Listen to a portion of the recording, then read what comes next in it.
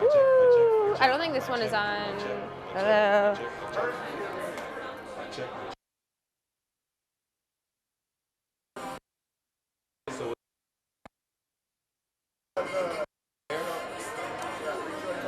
So this one doesn't seem to be working. Is that a problem? Yeah, we'll get it. We'll get that on. Oh, My check. Good money. All right. So, can we get the music off? Okay.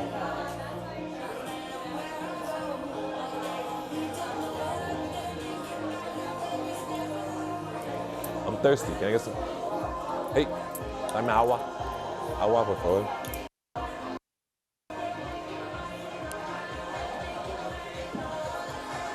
Yeah. So, yeah.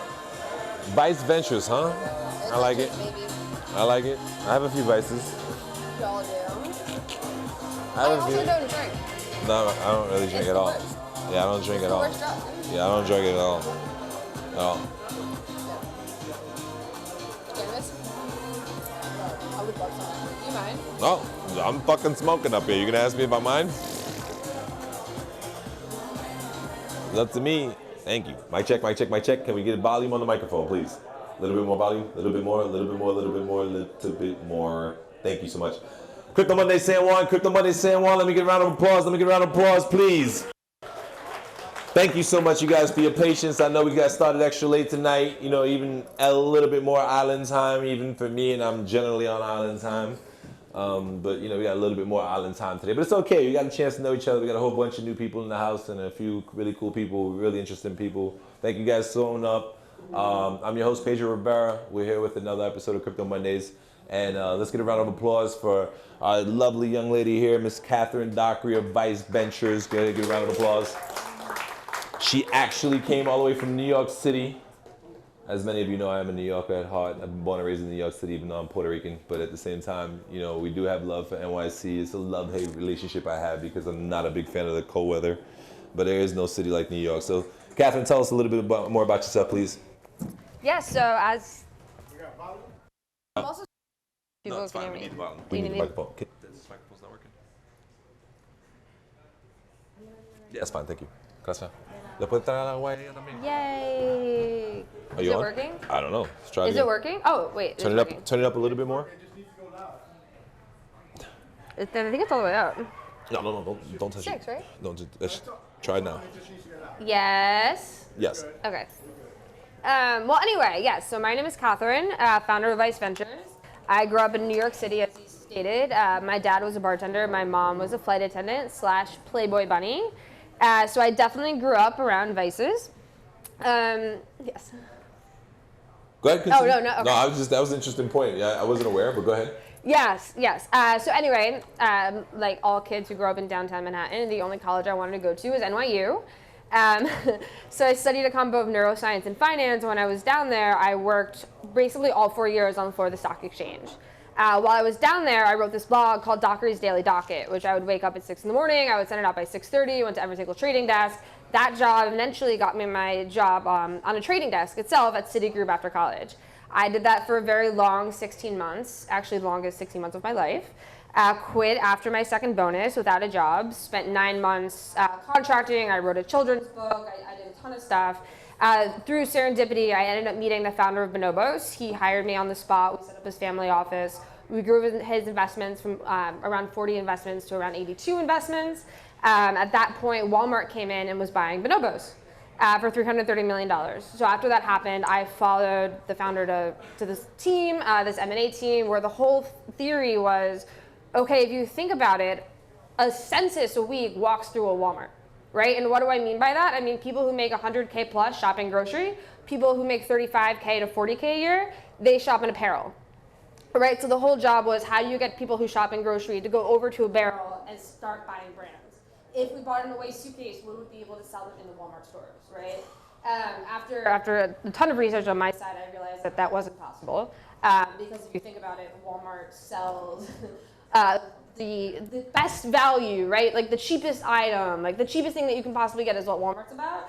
And if you go to Target, it's all brands, right? So it became very clear to me that the job was ending, that it was stupid. So in the process, I started raising capital for this canned wine company. I personally invested, put the rest of my Wall Street bonus in this company. I still had $100,000 in student loans. And I sent over 100 introductions for the founder, thinking that someone would step in and fund it. But what I learned is that every single fund passed like clockwork, not because the brand was bad or anything, but because it was alcohol. And because they had this vice clause, they couldn't fund this business, despite the fund managers themselves writing checks directly to the company and not offering it to their LPs as co-investment, right? So to me, that was just red flag city. And then kind of once I started realizing the prevalence of vice clauses, so much so actually that I'm sure some of you will remember when WeWork came and said that they were no longer reimbursing meals for food. The reason that they did that is because SoftBank backed them, which means Saudi Arabia backed them, and they didn't want, Saudi Arabia didn't want any of their money going to pork. So that's a great example of kind of a vice clause. So anyway, so I got this idea. I found this lawyer at Cooley, he's amazing. And we incorporated Vice Ventures and got the trademark. The first two people I emailed was both Mark Andreessen and Chris Dixon. They didn't know me at all. I swear to you, I literally had to buy my friend dinner to get their email addresses. So anyway, so they got the pitch, flew me out, seeded Fund 1, which was awesome. It took us about 6 months to raise. Fund 1 is around 16 portfolio companies. We have a 60% IRR. We've 3x the fund so far. We have about 3 companies in the process of getting acquired now that are just getting over the hump.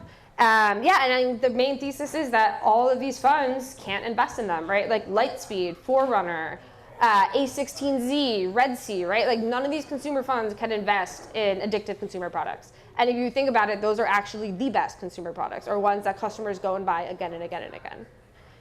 So we're glad to be able to be funding good companies operating in superficially bad industries. We would never invest in a company that markets to kids, and we would never invest in a private prison or some type of scheme just to make money. We invest in good products. Let's get a round of applause for Captain Dockery and Vice Ventures, damn it. I'll tell you what, I was unaware of a lot of vice clauses that these funds would have and invest in what you would consider obviously vice type of businesses. But we do have a fund here locally. I'm not sure if you're aware that it's been heavily towards psychedelic research. Mystic Ventures, Brock and Jeremy Gardner. I'm sorry, I'm not sure if you know those two, but either one, I'll introduce you to Jeremy for sure. And they were here a few weeks ago. Unfortunately, I wasn't here when they were on stage. I was in Dubai. But there is obviously, especially in the psychedelics arena, there's an extreme opportunity because it's an emerging market, right? Crypto, and you guys. If you guys wanted to know why I thought it would be a good idea for Catherine to speak, I just think that the type of people that would invest in these type of businesses are the same type of people that would invest also in crypto, right? Because them being emerging markets, right? And a lot of our guys just happen to have like pretty eccentric lifestyles, to say the least. Not to mention we have these are all businesses that are obviously there for a reason, and they're businesses like any other that there's investment opportunities. And to be honest with you, I'm sure as Catherine will go ahead and reiterate, a lot of these businesses, they have high profit margins. So they are high risk, but they are high reward.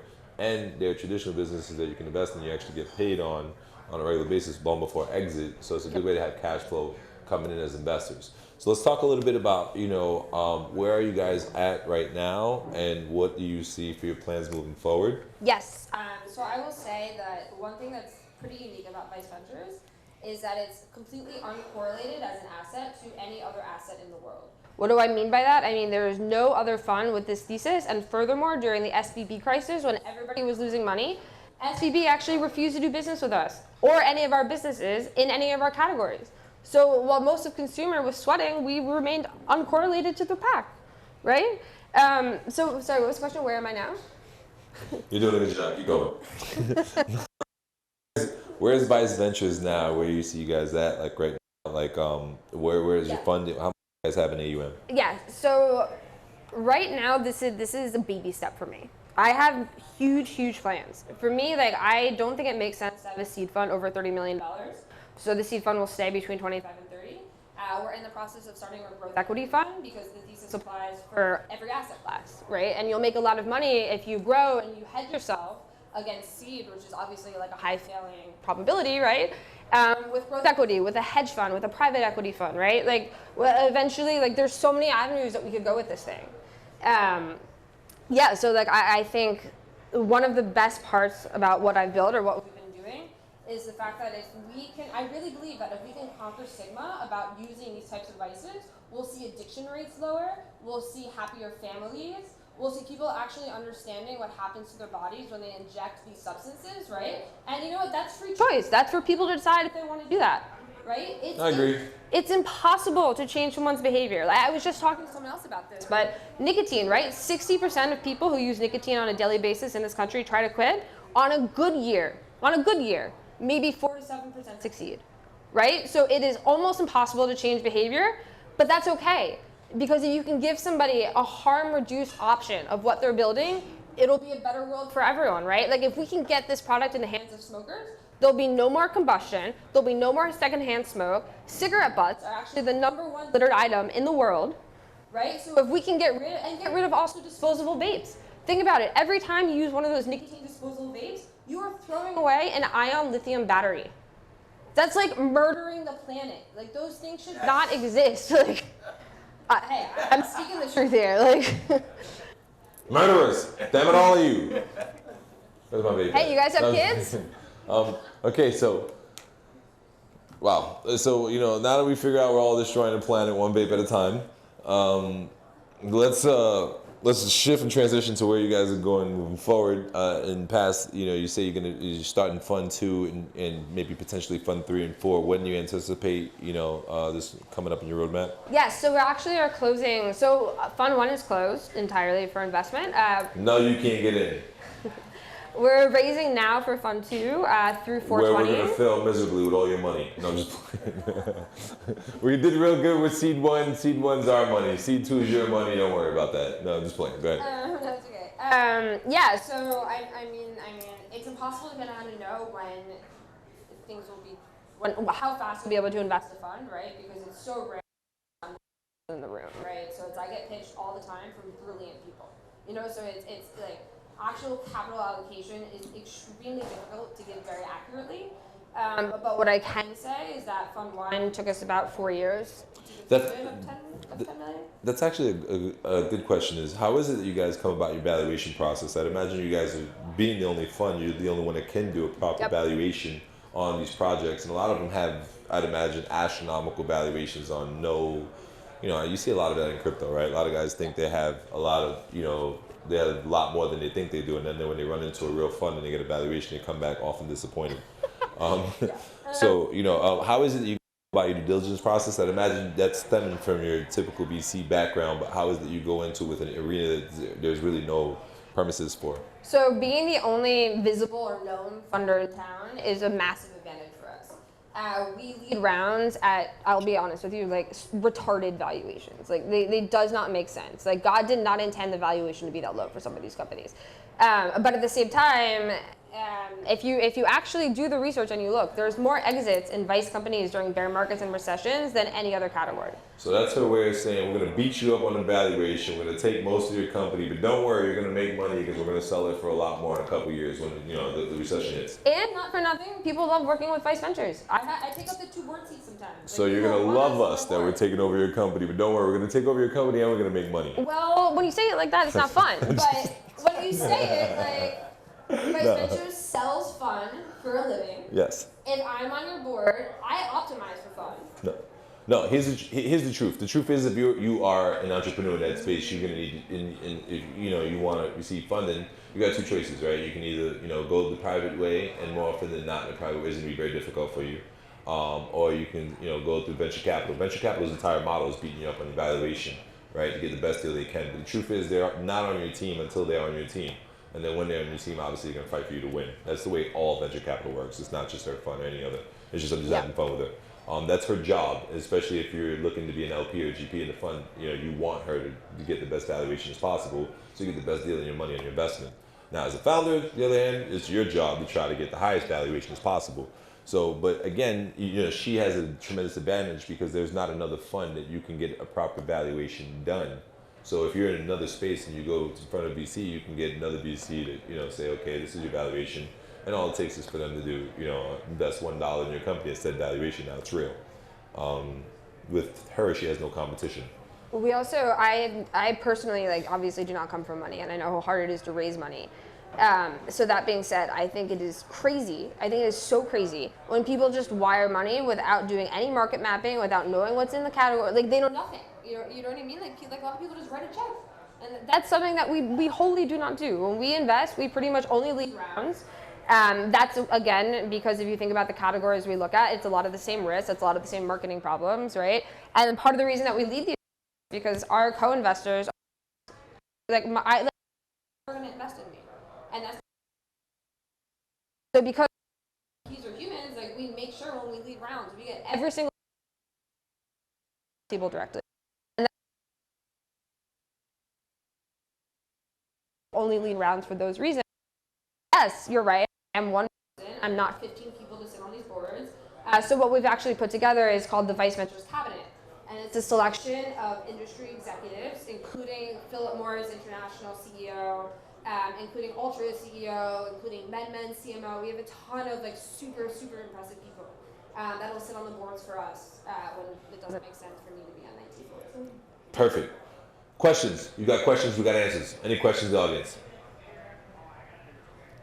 Come on up here, bro. We're going to need you to get a little closer because we're recording. So I'm going to need you to get a little closer over here. What you got? Hi, my name's Chris. I was wondering, how do you figure into your valuations companies that are having trouble getting regulatory clarity for their products, like in Colorado? Cannabis industry could not get banking services. Yep.